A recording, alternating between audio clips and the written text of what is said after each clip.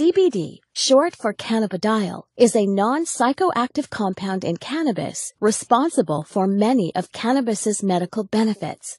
On the other hand, THC, short for tetrahydrocannabinol, is the psychoactive compound in marijuana that causes the high associated with cannabis use. They are two completely separate cannabinoids, which are a class of chemical compounds that interact with special receptors in our body called cannabinoid receptors.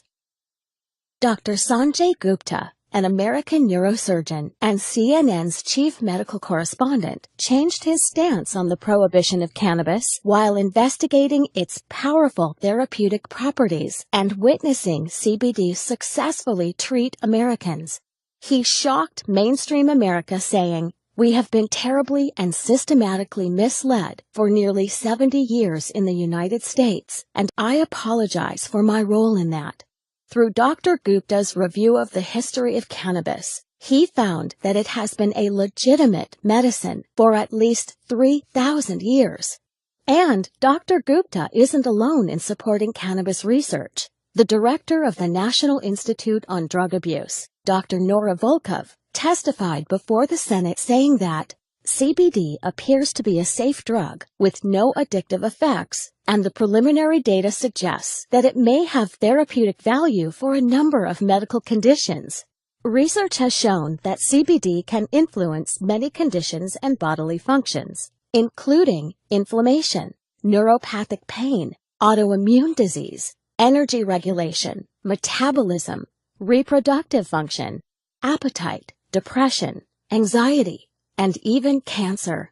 But how can one cannabinoid affect so many bodily processes without causing adverse side effects? The answer lies in our biochemistry, the natural intelligence of the body. We have naturally occurring cannabinoid receptors all over our body that interact with CBD. We have these receptors because our body is constantly making its own cannabinoids. These receptors and cannabinoids make up most of our endocannabinoid system, or ECS. Our ECS is always in action, and if functioning properly, is a major factor in keeping us healthy. Many doctors now think that some people suffer from an endocannabinoid imbalance, known as clinical endocannabinoid deficiency, or CED. People suffering from CED may benefit by supplementing with cannabinoids such as CBD.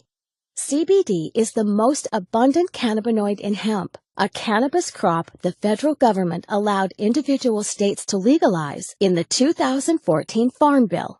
Hemp-derived CBD is legal in all 50 states, is non-addictive, does not cause a high, and is easy to incorporate into your current health routine.